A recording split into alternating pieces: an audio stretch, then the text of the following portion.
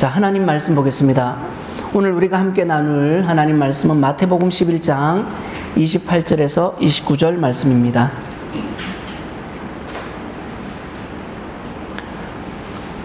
마태복음 11장 28절에서 29절. 우리 두 절이니까 한 목소리로 합독하겠습니다. 시작. 수고하고 무거운 짐진 자들아 다 내게로 오라. 내가 너희를 쉬게 하리라. 나는 마음이 온유하고 겸손하니 나의 멍에를 메고 내게 배우라. 그리하면 너희 마음이 쉼을 얻으리니. 아멘. 자, 오늘 마태복음 11장 28절에서 29절의 본문을 중심으로 다시 숨쉬게 하시는 은혜라는 제목으로 말씀을 함께 나누기를 원합니다. 여러분, 사람은요 누구나 쉼을 원합니다. 쉬고 싶어 해요.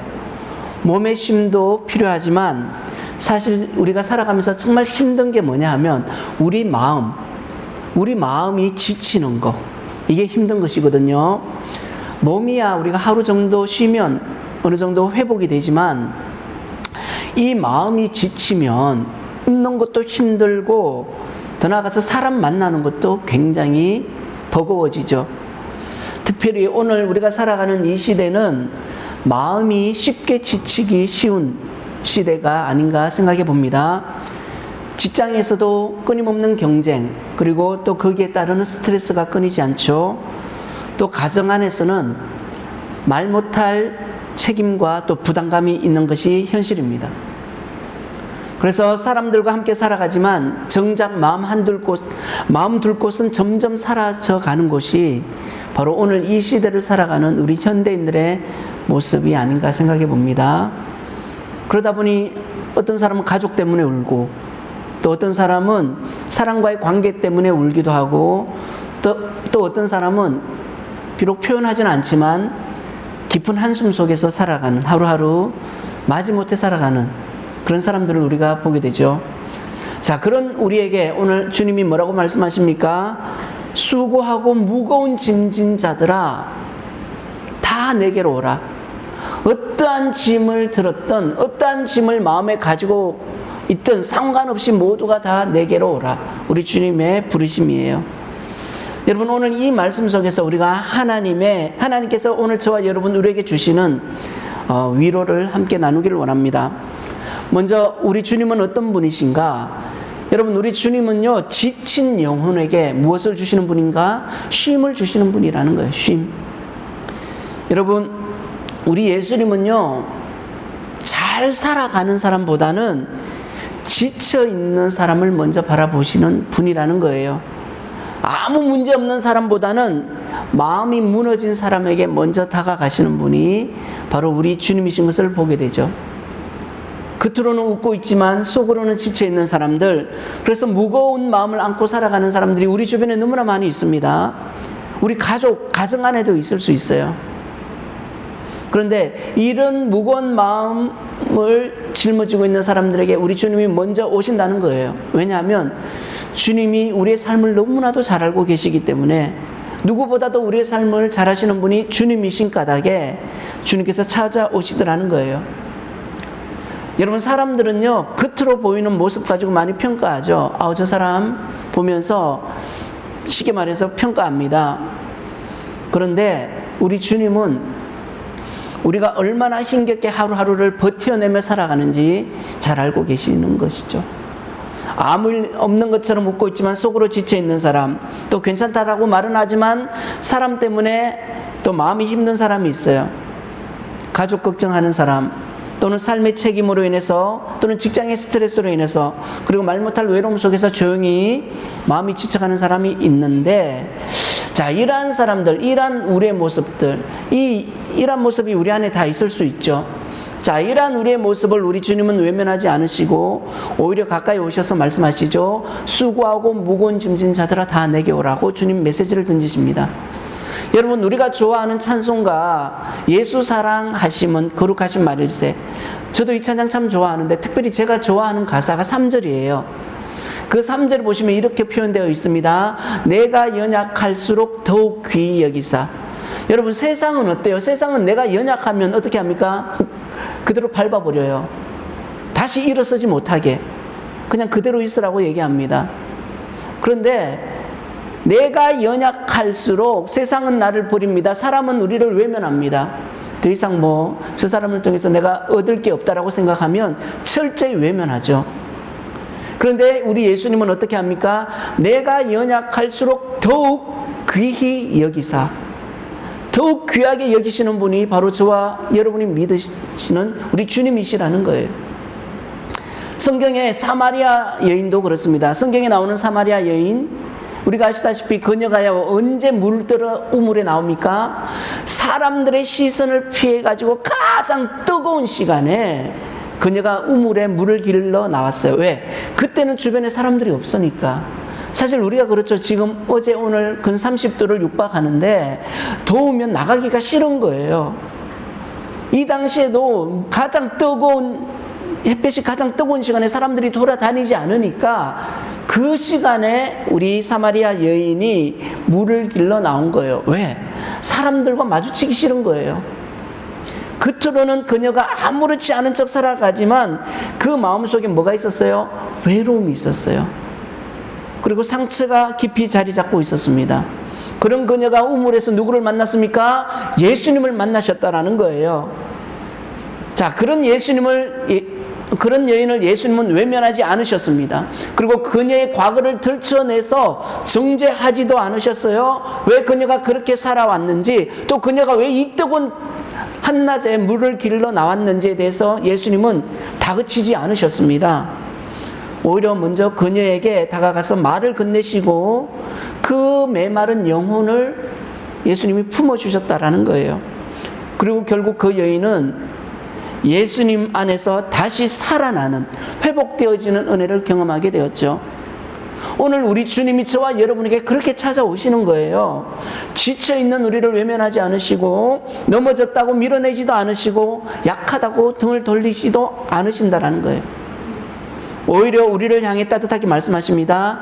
내게 오라, 내게 오너라. 예. 가는 거 그렇게 부담스럽지 않잖아요. 힘든 일 아니잖아요. 오라고 초청받으면 그냥 가면 돼요. 예. 여러분, 이 말씀이 얼마나 큰 은혜인지 모릅니다.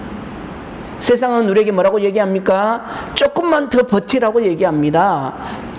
너가 강해져야 너가 받지 않을 수 있다라고 얘기합니다. 그리고 힘든 내색 하지 말고 견뎌내라, 버텨내라. 나도 그렇게 했고 누구나 다 성공한 사람들은 그렇게 살아왔다라고 얘기합니다. 하지만 우리 예수님은요, 우리에게 억지로 버텨내라고 말씀하지 않습니다. 그냥 단순하게 말씀하세요. 내게 오너라. 그냥 내게 오라는 거예요. 왜 주님이 이렇게 말씀하셨는가?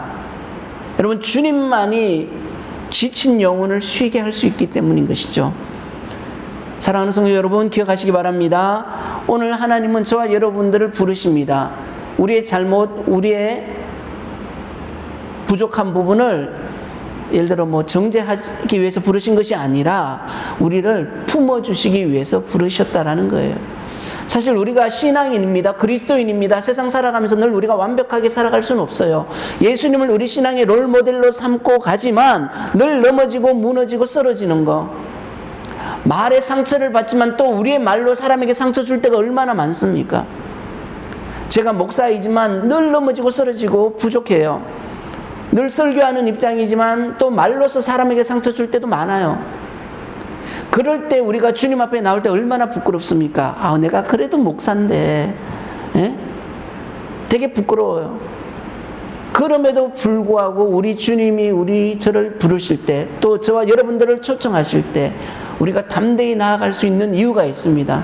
그것은 바로 우리 주님만이 우리에게 참된 평안과 안식을 주실 수 있고, 또 우리의 잘못을 덜쳐내지 않으시고 있는 그대로 받아주시고 용서해 주시는 분이라는 그 믿음이 있기 때문에, 부족하지만 연약하지만 부끄럽지만 그럼에도 우리가 담대히 주님 앞에 나아갈 수 있다라는 거예요.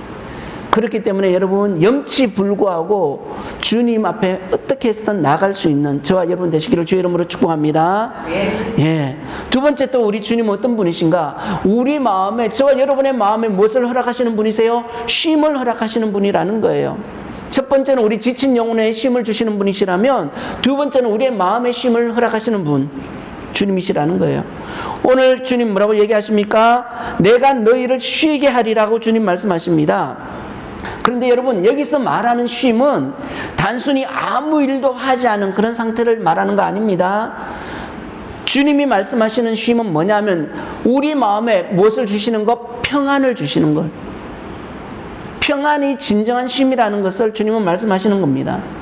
여러분, 사람은요, 마음이 불안하면 아무리 좋은 집에 살아도 또 좋은 집에 있어도 쉬지 못합니다. 몸은 앉아 쉬고 있는데 생각은 계속 바쁘고 걱정은 멈추지 않고 마음은 점점 지쳐가죠. 제가 말씀을 준비하다가 갑자기 이제 조선 왕들이 생각이 났어요. 자, 조선의 역사를 보면, 아니 조선 역사뿐만 아니라 우리 고대 역사를 보면 왕들의 수명이 다른 사람들에 비해서 굉장히 짧은 것을 볼 수가 있어요. 굉장히 짧아요. 근데 왜 짧은가 했더니만 보니까 똑같아요. 몸은 궁궐이라는 정말 최고의 자리, 최고의 좋은 음식 먹고 말 그대로 부귀와 영화를 누리는 위치에 있지만 늘 생각은 바빠요. 걱정은 멈추지 않습니다. 그러한 것들이 시름시름 사람을 병들게 만들더라는 거예요. 그러다 보니까 왕이라는 위치에 앉아 있지만 결국은 다른 사람들보다 수명이 짧은 것을 보게 돼요. 여러분, 좋은 집에 있어도 마음에 쉼이 없으면 진정으로 쉬지를 못합니다. 그런데 우리 예수님은 우리에게 뭐라고 말씀하세요? 억지로 버티라고 하지 않으시고 내게 오라고 얘기하시죠. 왜냐하면 주님만이 우리에게 진정한 쉼을 주실 수 있기 때문에 그렇게 말씀하신 것입니다. 여러분, 자, 그러면서 오늘 예수님이 뭐라고 말씀하시느냐? 염려가 있고 상처가 있고 두려움이 있고 몸은 쉬어도 마음은 계속 피곤한 오늘 이 현대인들에게 예수님께서 말씀하십니다. 내게로 오면 너희가 무엇을 얻는다? 쉼을 얻는다. 너희 마음이 쉼을 얻을 것이다 라고 얘기하시는 거예요. 여러분, 주님은 우리의 마음에 쉼을 주시는 분이시라는 거예요. 자, 근대 영국 최고의 설교가로 불리우는 찰스 스펄전이라는 목사님이 있습니다. 이 목사님이 정말 세계적인 설교가예요. 지금도 이 찰스 스펄전 목사님의 설교는 많은 목회자와 신학자들이 인정하는 당대 최고의 설교가다라고 얘기할 정도로 뛰어난 탁월한 설교가입니다. 자, 그런데 이분도 깊은 지침과 우울함 속에서, 이분도 우울증이 있는 분이세요. 목사님인데. 자, 우울함 속에서 힘겨운 시간을 보낸 적이 있습니다. 왜냐하면 자신의 명성 때문에 저야 무명의 목회자고 개척교회 목회자이기 때문에 설교하다가 뭐 잘못할 수도 없지만 해서도 안 되지만 그래도 제가 만약에 이제 말씀을 전하다가 잘못 전했다 그러면 거기에 대한 부담은 덜 할 거예요. 왜? 저를 아는 사람이 없으니까. 여러분들 외에는 아는 사람이 없어요. 그런데 이런 분들은 공인이잖아요. 그러면 이분들이 만약에 이제 설교하다 말씀 하나 잘못했다 하면 굉장히 치명적이죠. 자, 그러니까 이 스펄전 목사님도 이 설교에 대한 부담과 사역에 대한 부담, 또 육체의 병이 있습니다. 그래가지고 마음이 무너질 만큼 너무너무 힘든 때가 있었습니다. 자, 그런데 이분이 어느 날 이제 집회를 마치고 이제 지친 몸으로 집으로 돌아가던 중에 그 마음 가운데 한 말씀이 이 목사님의 마음에 깊이 박였어요. 어떤 말씀이 박혔냐 하면 내 은혜가 내게 족하도다. 우리가 너무나 잘 하시는 말씀이죠. 내 은혜가 내게 족하도다. 이 말씀이 박혔어요. 자, 이 말씀을 묵상하던 목사님은 하나님의 은혜 안에서 지금 자신이 가지고 있는 이 염려, 사역에 대한 부담감, 육체에 대한 병, 또는 마음이 무너질 만큼 힘든 상황, 자, 이 자신의 염려가 얼마나 작은지를 깨닫게 되었다라는 거예요. 그러면서 그의 자서전에 이런 비유를 남겼습니다. 마치 작은 물고기 한 마리가 템스 강물이 마를까봐 걱정하는 것과 같았다. 그러나 강물은 말한다. 작은 물고기야, 마음껏 마시려무나 내가 주는 물은 내게 충분하단다. 여기서 스펄전 목사님은 자신을요 템스 강 안에 있는 작은 물고기로 비유한 거예요. 여러분, 우리 역시 마찬가지입니다. 우리의 약함과 염려가 아무리 커 보여도 무한하신 하나님의 은혜의 강물 앞에서는 아주 작은 물고기의 목마름에 불과하다라는 거예요. 그래서 주님의 은혜는 오늘 저와 여러분 우리에게도 차고 넘친다라는 거예요. 여러분, 출애굽한 이스라엘 백성들에게만 만나와 메추라기가 주어진 거 아닙니다. 오늘 이 시대에도 우리에게 하나님은 매일 끊임없이 우리에게 만나와 메추라기를 공급하고 계세요. 우리가 그것을 잊어버리면 안 된다라는 거예요. 감사의 만나, 은혜의 만나 등등등. 그래서 여러분, 신앙이라는 것은요, 억지로 버티는 힘이 아니라 주님 안에서 다시 살아나는 힘, 그것이 바로 신앙이라는 거예요. 그러므로 오늘 우리에게 필요한 것은 내가 억지로 강한 척 하는 것이 아니라, 또는 내가 괜찮다고 해서 버티는 것이 아니라 그냥 주님 앞에 나아가서 솔직하게 말하는 겁니다. 주님, 저 지금 많이 힘듭니다. 이렇게 고백하는 거예요. 그 고백 가운데 하나님은 우리의 상한 마음을 만져주시고 또 지친 영혼에게 다시 힘을 부어주시는 분이시죠. 그 주님을 신뢰하시는 저와 여러분 되시기를 주의 이름으로 축복합니다. 마지막으로 우리가 하나 더 생각해 볼 수 있는 것은, 우리 주님은요, 쉼이 있는 가정을 세우십니다. 이제 부부주일에 맞는 말씀을 전합니다. 가정주일에 맞는, 부부주일이 아니죠, 가정주일. 여러분, 오늘 우리는 가정주일로 예배를 드려요. 하나님은요, 여러분 기억하십시오. 가정을, 저와 여러분 우리의 가정을 서로를 지치게 하는 곳이 아니라 서로를 살리는 곳으로 세우기를 원하신다라는 거예요. 그런데 현실은 어때요? 오늘 현실의 가정은 쉽지 않죠. 예, 가까운 사이일수록 어떻게 해요? 상처가 더욱더 깊어진다라는 거예요. 그러니까 우리가 TV 이런 데 보면 뭔가 이거 이혼 숙녀 캠프인가? 막 그런 프로들이 나와가지고, 이혼을 해야 되는지 말아야 되는지 서로 막 이야기하는 프로그램도 나왔잖아요. 여러분, 멀리 있는 사람의 말보다 때로는 가족의 한마디에 더 마음이 아플 때가 있죠. 왜냐하면 사랑하기 때문에 기대하게 되고, 또 기대가 크기 때문에 반대로 서운함도 커지더라는 겁니다. 그래서 어떤 가정은 비록 몸은 같이 살고 있는데 마음은 멀어져 있고, 함께 밥을 먹으면서도 외로움을 느끼기도 하죠. 요즘은 가정 안에서 대화가 예전에 비해서 조금 더 멀어진 것 같아요. 왜? 그 가정 안에서도 대화를 어떻게 합니까? 각 방에서 카톡으로 해요. 카톡으로 하는 가정들이 있다더라고요. 여러분, 이해받고 싶은데 이해받지 못한다고 느끼고, 위로받고 싶은데 오히려 상처를 받습니다. 그래서 여러분, 하나님 오늘 우리에게 말씀하십니다. 가정에서 가장 필요한 것은 완벽함이 아니라, 그 가정에 무엇이 필요하냐 하면 사랑이 필요하다라는 거예요. 조금 더 기다려주고, 조금 더 들어주고, 조금 더 품어주는 거. 왜냐하면 예수님은 우리를 그렇게 사랑하셨다라는 거예요. 성경에 보시면 우리가 잘 아시는 한 아들이 나옵니다. 그 아들이요, 아버지 집을 떠나서 자기 마음대로 살았어요. 허랑방탕하게 살았어요. 그리고 모든 것을 잃어버렸습니다. 아들은 실패했고 무너졌고, 심지어 아버지 집으로 돌아갈 면목조차 없는 상태가 되었습니다. 그럼에도 불구하고 아버지 집으로 들어가기로 마음먹고 아버지 집으로 갑니다. 그런데 아버지는요, 그런 아들의 잘못을 책임을 묻기 위해 기다린 것이 아닙니다. 먼 발치에서 아들을 기다립니다. 아들이 오면 이 녀석 오기만 와봐라, 내 그냥 안 둔다, 이게 아니라 그냥 아들이 돌아오는 것, 아들의 모습이 보이기만을 오랫동안 기다리고 있던 아버지의 모습을 우리가 보게 되죠. 그리고는 멀리서 아들이 오자, 아들의 모습이 보이자 먼저 달려가서 그 아들을 껴안아줍니다. 예, 껴안아주고 그냥 아무 말 하지 않습니다.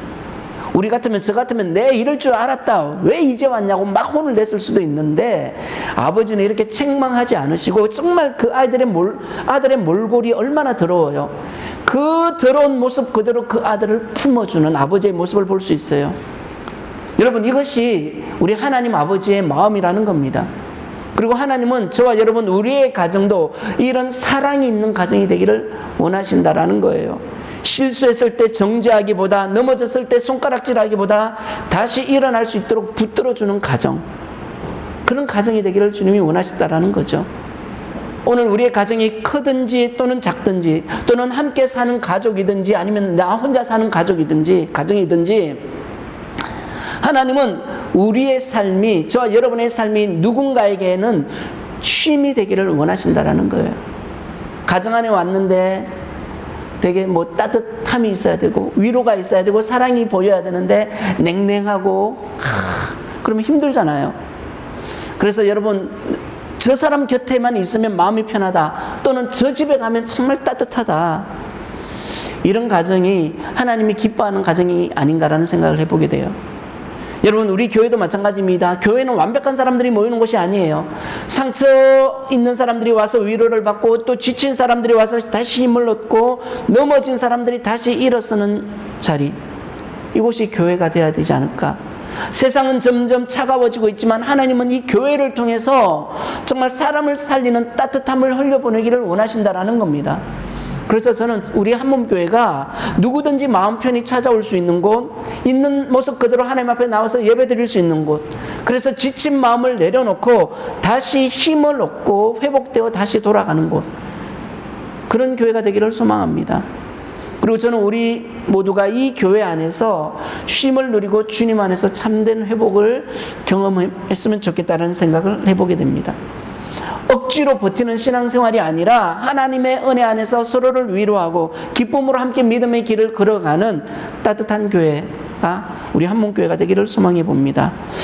여러분, 이제 말씀을 마무리합니다. 오늘 주님은 오늘 우리에게 이렇게 말씀하십니다. 수고하고 무거운 짐진 자들아 다 내게로 오라. 내가 너희를 쉬게 하리라. 여러분, 주님은 저와 여러분 우리의 마음의 무거움을 알고 계세요. 가정의 짐도 또는 삶의 부담도 또는 사람에게 받은 상처도 주님은 아신다라는 거예요. 그리고 그 주님이 이렇게 말씀하시죠. 내가 너희를 쉬게 하리라. 여러분, 오늘 이 예배 가운데 정말 우리의 지친 마음이 주님 안에서 다시 평안을 얻기를 소망합니다. 또 저와 여러분의 가정이 서로를 아프게 하는 자리, 서로에게 상처를 주는 자리가 아니라 서로를 살리는 자리가 되기를 소망합니다. 그리고 우리 한몸교회가 정말 지친 영혼이 다시 숨쉬는 은혜의 집, 그러한 곳이 되기를 주의 이름으로 축복합니다.